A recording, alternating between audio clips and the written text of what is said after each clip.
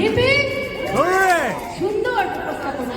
এরপর আমরা মঞ্চে দেখে নেব আরো এক প্রকৃতিদর্শ বাচিক শিল্পী শ্রীমতী ঐন্দ্রিলা রায়কে। স্বাগতার সুহিত মিত্র, সখা, বন্ধু এবং অত্যন্ত গুণী বাচিক শিল্পী, তার উপস্থাপনা এবার আমরা দেখে নেব। মঞ্চে ডাকবো শ্রীমতী কাকুলি বাড়ি মহাশয়াকে, যিনি ঐন্দ্রিলাকে বরণ করে নেবেন এবং সম্মাননা জানাবেন সুরাঙ্গনের তরফ থেকে। আরো কিছুক্ষণের অপেক্ষা, আরো সুন্দর বর্ণাঢ্য অনুষ্ঠান হচ্ছে। সকলে মিলে করতালিতে অভিনন্দন জানাবো ঐন্দ্রিলাকে। সরাসরি চলে যাব ঐন্দ্রিলার উপস্থাপনায়। আরো একটি ছোট্ট ঘোষণা করে দিই, যারা টিফিন নিচ্ছেন তারা টিফিন নিয়ে একটু রিকোয়েস্ট রয়েছে, তারা চলে যাবেন না প্লিজ। আরো সুন্দর অনুষ্ঠান আপনাদের জন্য অপেক্ষা করছে। আর অল্প কিছুক্ষণের অপেক্ষা, আপনারা আবার মঞ্চে ফিরে আসুন, এই রিকোয়েস্ট রাখছি। এখন সরাসরি ঐন্দ্রিলা রায়। একটি প্রশ্ন আরো একবার। অন্তরা চৌধুরী সঙ্গীত শিল্পী, অন্তরা চৌধুরীর বিশ্ববরেণ্য বাবার নাম কি?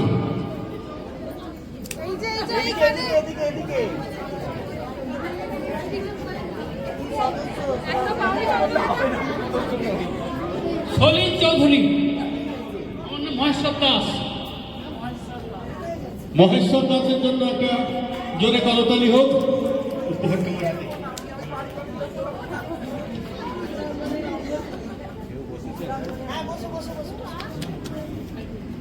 সুরঙ্গনের পক্ষ থেকে উপহারটা তুলে দিলাম।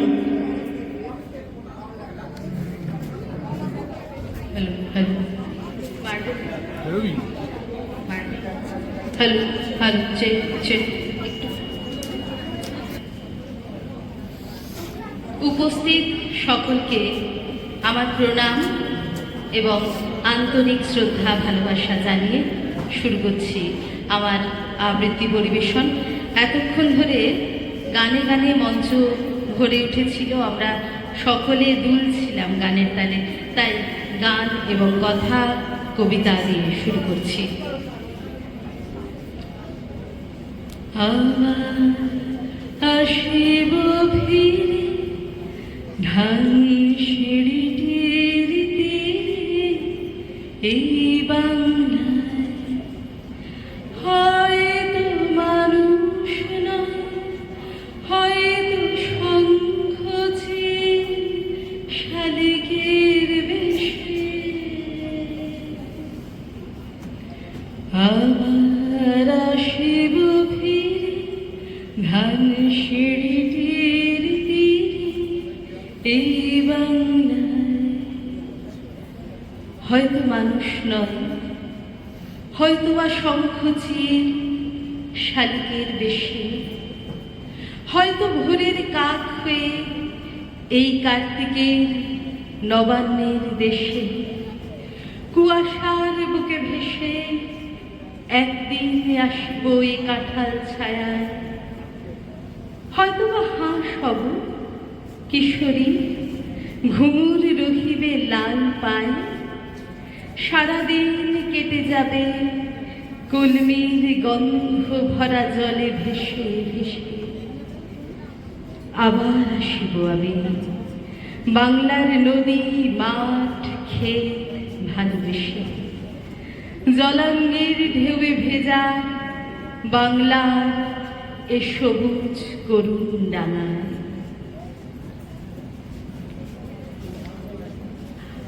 আজকের এই সন্ধ্যায় আমাকে স্বাগতাদি বলেছিল যে রবীন্দ্র কবিতা নয়, তার পরবর্তী আধুনিক কবিদের কবিতা নিয়ে আজকের উপস্থাপনা রাখতে। রবীন্দ্র পরবর্তী যুগে রবীন্দ্র ভাবধারা থেকে বেরিয়ে এসে যারা আধুনিকতার সূচনা করেন, তার মধ্যে প্রথম জীবনানন্দ দাশ। তাই তার কবিতা দিয়ে শুরু করলাম।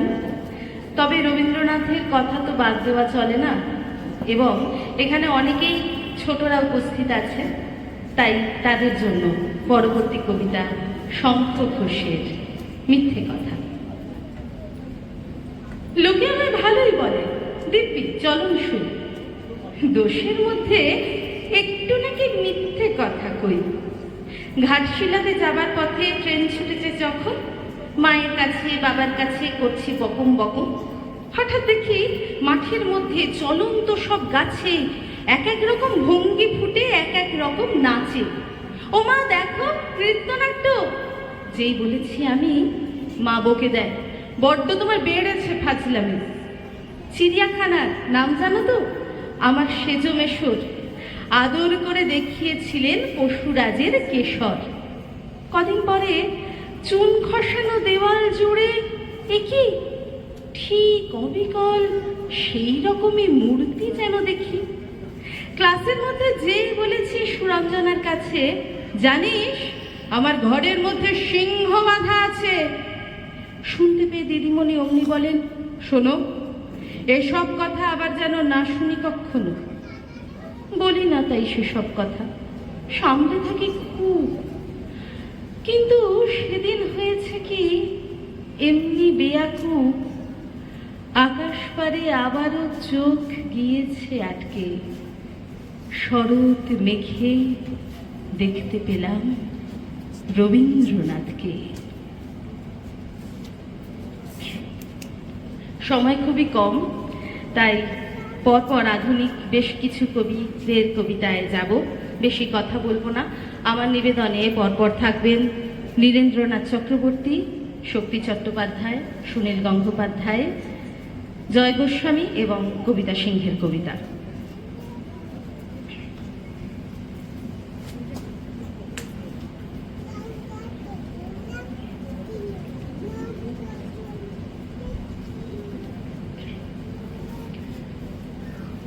দুয়ার এঁটে ঘুমিয়ে আছে পাড়া, কেবল শুনি রাতের কড়া নাড়া। অবনী বাড়ি আছো? বৃষ্টি পড়ে এখানে 12 মাস, এখানে মেঘ গাভীর মতো চরে, পরাণ মুখ সবুজ নালি ঘাস দুয়ার চেপে ধরে। অবনী বাড়ি আছো? আধে কুলীন হৃদয়ে দূরগামী, ব্যথার মাঝে ঘুমিয়ে পড়ি আমি। সহসা শুনি রাতের কড়া নাড়া। অবনী বাড়ি আছো? অবনী বাড়ি আছো? অমলকান্তি আমার বন্ধু। স্কুলে আমরা একসঙ্গে পড়তাম। রোজ দেরি করে ক্লাসে আসতো, পড়া পারতো না। শব্দরূপ জিজ্ঞেস করলে এমন অবাক হয়ে জানলার দিকে তাকিয়ে থাকতো যে দেখে ভারী কষ্ট হতো আমাদের। আমরা কেউ মাস্টার হতে চেয়েছিলাম, কেউ ডাক্তার, কেউ উকিল। অমলকান্তি সেসব কিছু হতে চায়নি। সে রোদ্দুর হয়ে যেতে চেয়েছিল। ক্ষান্ত বর্ষণ, কাকটাকা বিকেলের সেই লাজুক রোদ্দুর, জাম আর জামরুলের পাতায় যা নাকি অল্প একটু হাসির মতো লেগে থাকে। আমরা কেউ মাস্টার হয়েছি, কেউ ডাক্তার, কেউ উকিল। অমলকান্তি রোদ্দুর হতে পারেনি। সে এখন অন্ধকার একটা ছাপাখানায় কাজ করে।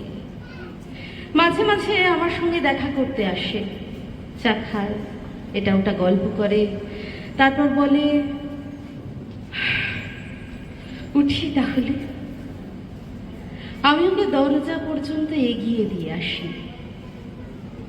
আমাদের মধ্যে যে এখন মাস্টারি করে, অনায়াসে সে ডাক্তার হতে পারত। যে ডাক্তার হতে চেয়েছিল, উকিল হলে এমন কিছু ক্ষতি হতো না তার। অথচ সকলেরই ইচ্ছে পূরণ হলো এক অমলকান্তি ছাড়া। অমলকান্তি রোদ্দুর হতে পারেনি। সেই অমলকান্তি রোদ্দুরের কথা ভাবতে ভাবতে ভাবতে ভাবতে যে একদিন রোদ্দুর হয়ে যেতে চেয়েছিল।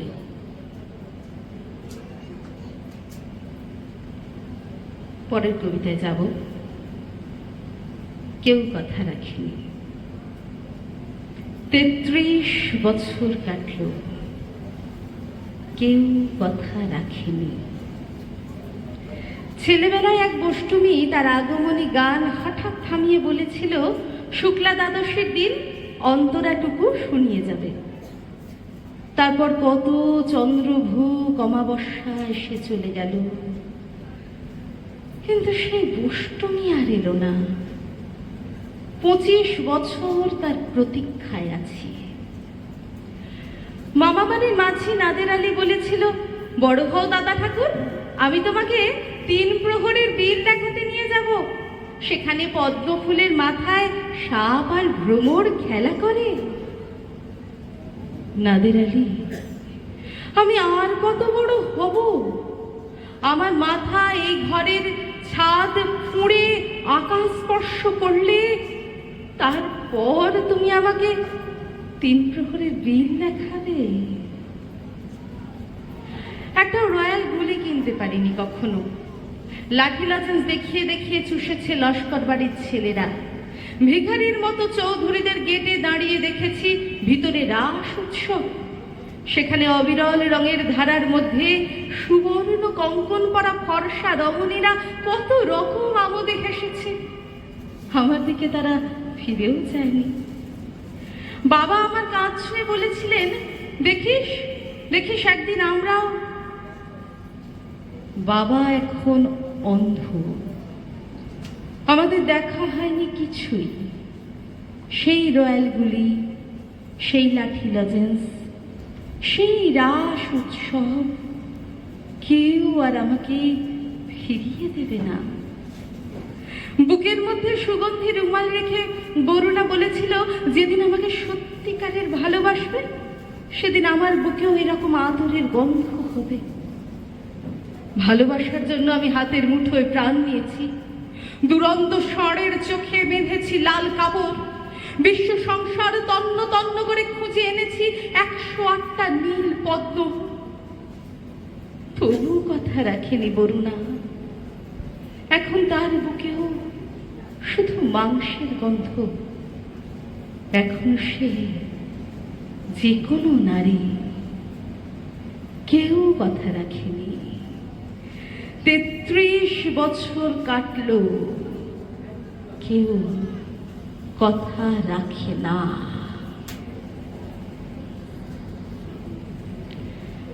একটি অনুরোধের কবিতায় যাব। স্বাগতা দিয়ে অনেক করে বলেছেন বেনি মাধব বলার জন্য। জয় গোস্বামীর কবিতা, মালতীবালা বালিকা বিদ্যালয়।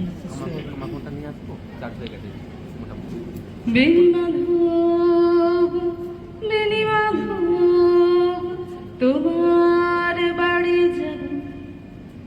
বেনি মাধব, তুমি কি আর আমার কথা ভাবো? বেনি মাধব, বেনি মাধব, তোমার বাড়ি যাব। বেনি মাধব, তুমি কি আর আমার কথা ভাবো? বেনি মাধব, মোহন বাঁশি তমাল তরুমুলি বাজিয়েছিলেন। আমি তখন মালতী স্কুলে ডেস্কে বসে অঙ্ক করি, ছোট্ট ক্লাস ঘর। বাইরে দিদিমণির পাশে দিদিমণির বর। আমি তখন 9ম শ্রেণী। আমি তখন শাড়ি। আলাপ হলো বেনি মাধব, সুলেখাদের বাড়ি। বেনি মাধব, বেনি মাধব লেখাপড়ায় ভালো। শহর থেকে বেড়াতে এলে আমার রং কালো। তোমায় দেখে এক দৌড়ে পালিয়ে গেছি ঘরে। বেনি মাধব, আমার বাবা দোকানে কাজ করে। কুঞ্জে অলিগঞ্জে তবু ফুটেছে মঞ্জরি। সন্ধে বেলা পড়তে বসে অঙ্কে ভুল করি। আমি তখন 9ম শ্রেণী। আমি তখন 16। ব্রিজের ধারে বেনি মাধব লুকিয়ে দেখা হলো। বেণীমাধব, বেণীমাধব, এত দিনের পরে সত্যি বলো, সেসব কথা এখনো মনে পড়ে? সেসব কথা বলেছো তুমি তোমার প্রেমিকাকে? আমি কেবল একটি দিন তোমার পাশে তাকে দেখেছিলাম আলোর নিচে, অপূর্ব সে আলো। স্বীকার করি, দুজনকে মানিয়েছিল ভালো। জুড়িয়ে দিল চোখ আমার, পুড়িয়ে দিল চোখ। বাড়িতে এসে বলেছিলাম ওদের ভালো হোক। রাতে এখন ঘুমোতে যাই একতলার ঘরে, মেঝের উপর বিছানা পাতা, জ্যোৎস্না এসে পড়ে। আমার পরে জীবন ছিল ছোড়া পথের বাঁকে মিলিয়ে গেছে। জানি না আজ কার সঙ্গে থাকি। আজ জুটেছে, কাল কি হবে? কালের ঘরে শুনি আমি এখন এপাড়ার সেলাই দিদিমণি। তবু আগুন, বেণীমাধব, আগুন জ্বলে কই? কেমন হবে আমিও যদি নষ্ট মেয়ে হই? কেমন হবে আমিও যদি নষ্ট মেয়ে হই?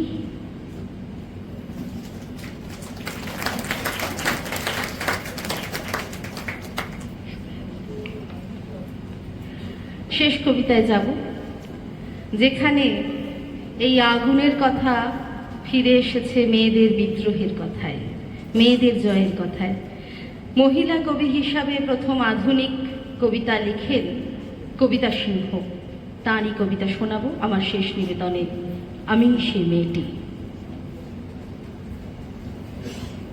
আমি সে মেয়েটি, সেই মেয়ে যার জন্মের সময় কোনো শাঁখ বাজেনি, জন্ম থেকেই যে জ্যোতিষীর ছকে বন্দী, যার লগ্ন রাশি রাহু কেতুর দিশা খোঁজা হয়েছে না কেবল নিজের জন্য নয়, তার পিতার জন্য, তার ভাইয়ের জন্য, তার স্বামীর জন্য, তার পুত্রের জন্য। কিন্তু যার গর্ভ থেকে আমার জন্ম, সেই মায়ের কথা বলেনি কেউ। আমি সেই মেয়েটি যে জন্ম থেকেই বিবাহের জন্য বলি প্রদত্ত, যার বাইরের চেহারা, চোখ, নাক, মুখ, ত্বক, চুল, রং নিয়েই দর কষাকষি। কালো না ফর্সা, খাদা না টিকালো, লম্বা না বেটে, কুতকুতে না টানা টানা, যার মাথার বাইরেটা নিয়েই সকলের ভাবনা, মাথার ভিতরটা নিয়ে কারো কোনো মাথা ব্যথা নেই।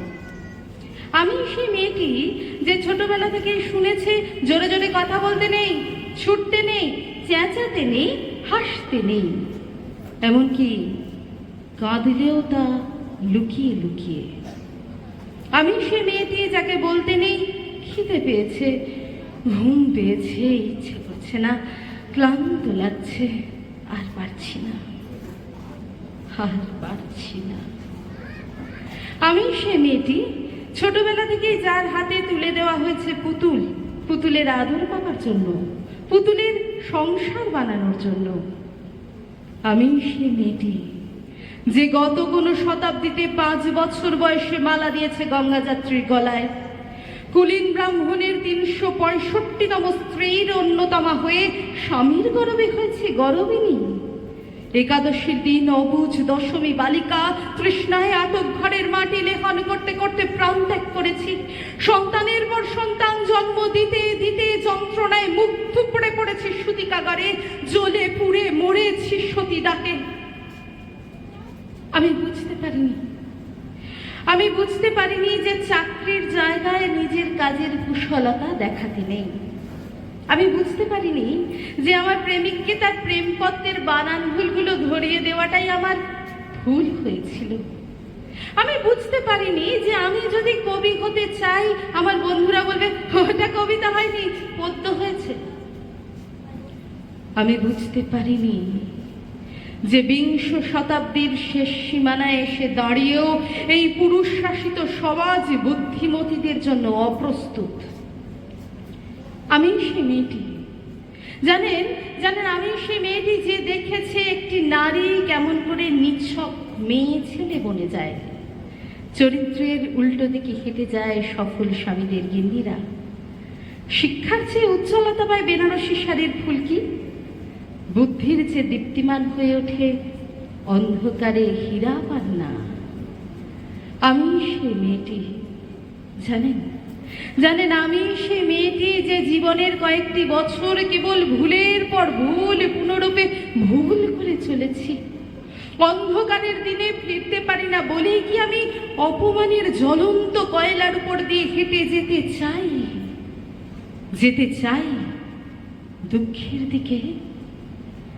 আমি প্রণাম জানাই সেই প্রথম আগুনকে, যার নাম বর্ণ পরিচয়, সেই অগ্নিশুদ্ধ পরম্পরাকে, সেই সব পুরুষ রমণীকে যারা ঊনবিংশ শতাব্দীর অন্ধকারের হাতলে জ্ঞানের আলো জ্বালিয়ে এক জন্মে আমাকে জন্ম জন্মান্তরের দরজা খুলে দিয়েছে।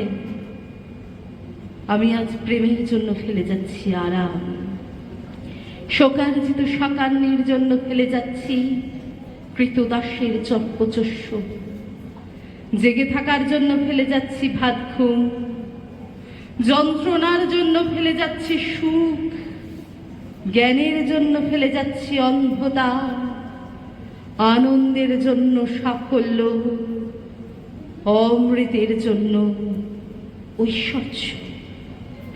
আজ আমার হাতে চলছে দিশারীদের শিক্ষার সেই মহান আগুন।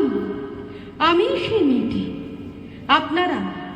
আপনারা নিজের দর্পণে দেখে আমাকে চিনুন, আমাকে চিনুন, আমাকে চিনুন। নমস্কার। অনবদ্য, অসাধারণ এবং অনন্য সাধারণ কিছু উপস্থাপনা আমরা দেখে নিলাম ঐন্দ্রিলা রায়ের কাছ থেকে। আমরা অনেক অনেক শুভেচ্ছা জানাই, অভিনন্দন জানাই তাকে সুরাঙ্গনের তরফ থেকে। এখন মঞ্চে ডেকে নেব আরও একজন বিশিষ্ট সঙ্গীত শিল্পী শ্রীদীপ মণ্ডলকে। শ্রীদীপ মণ্ডলকে মঞ্চে রাখছি। শ্রীদীপ মণ্ডল হাওড়া কলকাতার বিভিন্ন মঞ্চে অত্যন্ত গুণী শিল্পী এবং তার গায়কী দিয়ে সকলকে মুগ্ধ করে এইরকম একজন শিল্পীকে আমরা ডেকে নিচ্ছি। এখনো দুজন স্বর্ণযুগের শিল্পীর গান শোনা আমাদের বাকি। শ্যামল মিত্র এবং কিশোর কুমারের গানের উপস্থাপনায় আসছে শ্রীদীপ। আমরা মঞ্চে ডেকে নেব মণ্ডলকে। সুরাঙ্গনের তরফ থেকে বিশেষ সম্মাননা জানাবে শ্রীদীপ ঈশান দাস। জোরে করতালি জানাবো। বিশেষ সম্মাননা সুরাঙ্গনের তরফ থেকে শ্রীদীপ মণ্ডলকে ঈশান দাস। আমরা শুনে নেব এবার শ্রীদীপের উপস্থাপনা। এরপরে আরো একটি অনুষ্ঠান এবং অনবদ্য অনুষ্ঠান। সকলকে অনুরোধ করব আমাদের সঙ্গে এইভাবে থাকার জন্য। এখন সরাসরি চলে যাব আমরা শ্রীদীপের গানে। আরো একবার জোরে করতালি দিয়ে নেব আপনাদের জন্য। একটা শেষ প্রশ্ন এই সময় করে নিই। বাজে গোবিনা গানটি কার কণ্ঠে বহুশ্রুত? বাজে গোবিনা গানটি কার কণ্ঠে বহুশ্রুত? এবারে পাশ থেকে দাদা, বাজে গোবিনা গানটি কার কণ্ঠে বহুশ্রুত? প্রথমে শ্যামল মিত্রের একটি গান পরিবেশন করছি, কথা এবং সুর সলিল চৌধুরী।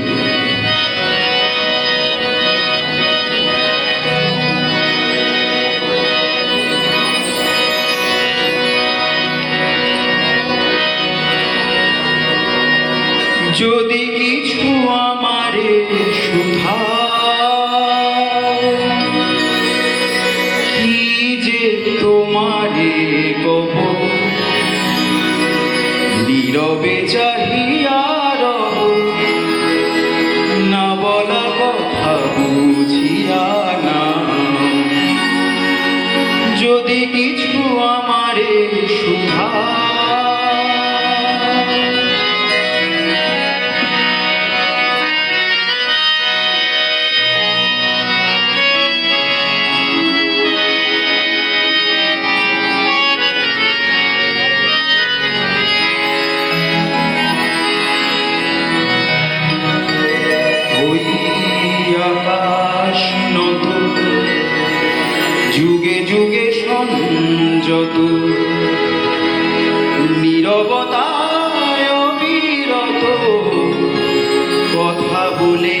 গেছে কত ওই আকাশ নত যুগে যুগে সংযত নীরবতায় অবিরত কথা বলে গেছে কত তেমনি আমার বাণী সৌরভে কানা কানি তেমনি আমার বাণী সৌরভে কানা কানি হয় যদি ভ্রমরা সে ব্যথা বুঝিয়া না যদি কিছু আমারে সুধা কি যে তোমারে কব রবে চাহিয়া রব না বলা কথা বুঝিয়া না যদি কিছু আমারে সুধা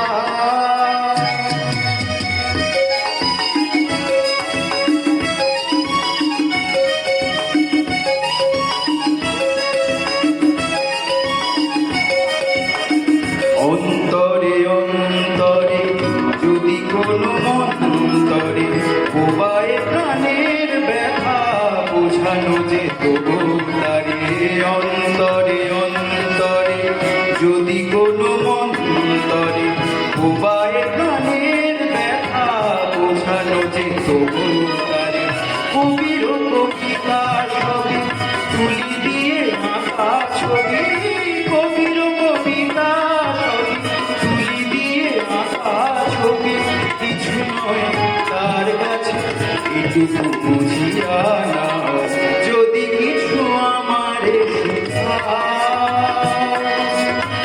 কি যে তোমারে কব রবে চাহিয়া রব না বলা কথা বুঝিয়া না যদি কিছু আমারে সুধা কি যে তোমারে কব রবে চাহিয়া রব না বলা কথা বুঝিয়া না যদি কিছু আমারে সুধা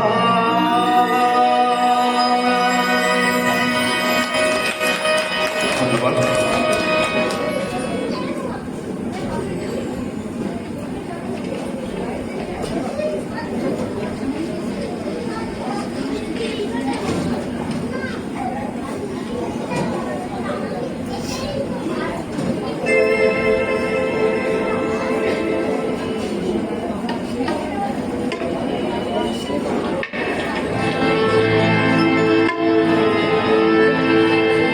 এবার শ্রদ্ধেয় কিশোর কুমারের গান পরিবেশন করছি।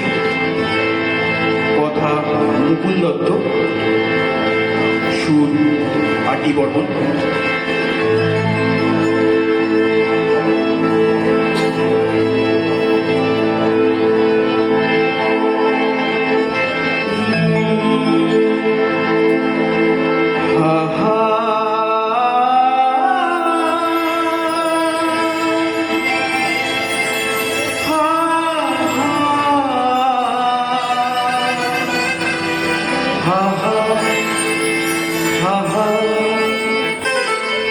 একদিন পাখি উড়ে একদিন পাখি উড়ে যাবে যে আকাশে ফিরবে না সে তো আর কারো আকাশে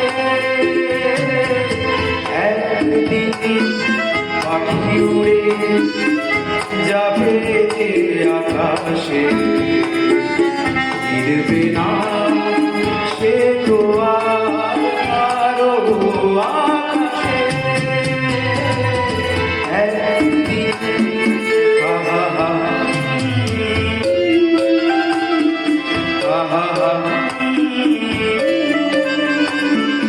হা হা হা হা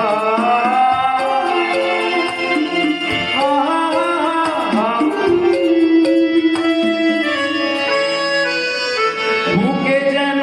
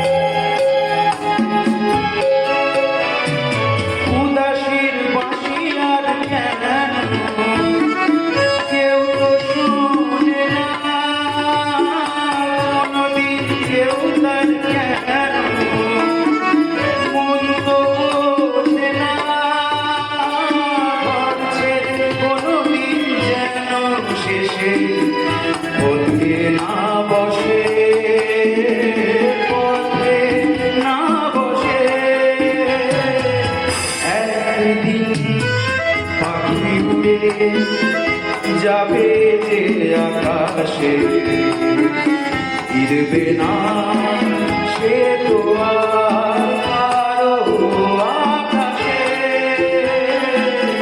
একদিন। ধন্যবাদ সকলকে। অসাধারণ অনবদ্য উপস্থাপনা স্মৃতিতে এত স্বল্প পরিসরে স্মৃতিকে ছাড়তে ইচ্ছা করে না, কিন্তু সময় আমাদের বেঁধে রেখেছে। এখনো স্বাগতা মুখার্জি।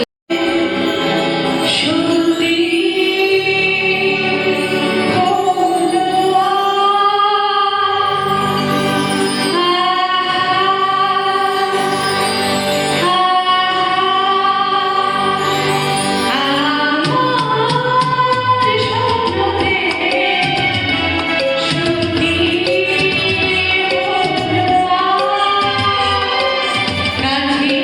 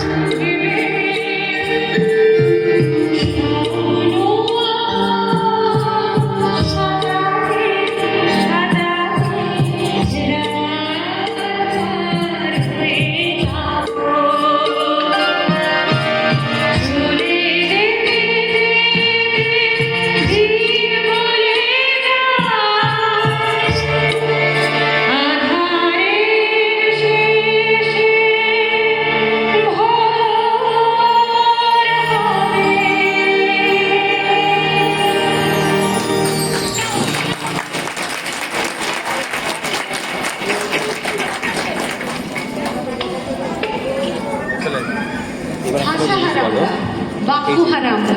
এর পরের গানে রেশের পর কোনো কথা হয় না, আর হবেও না। সত্যি আগামী ভোরের সূচনা করে গেল স্বাগতা। আগামী বছরের জন্য আবার করে নতুন করে প্রস্তুতি। স্বাগতার কণ্ঠে এই সুমধুর গানগুলির রেশ নিয়ে আজকের মননে রবীন্দ্রনাথ এবং স্মরণে কালজয়ী বাংলা গানের এই সাংস্কৃতিক সফর আজকে এখানেই সমাপ্ত করছি। সুরঙ্গনার সাংস্কৃতিক অনুষ্ঠানকে সর্বাঙ্গীন সুন্দর ও সার্থক করার পথে সকলের সহযোগিতাকে সাধুবাদ জানিয়ে সমস্ত শিল্পীর সার্থক প্রকাশ প্রার্থনা করে সকলের শুভকামনা করে আগামী দিনগুলো আরও সুন্দর হয়ে উঠুক এই প্রার্থনা নিয়ে এবারের মতো এখানেই শেষ করছি। নমস্কার। শুভরাত্রি সকলকে। তুই দেখতে পাচ্ছিস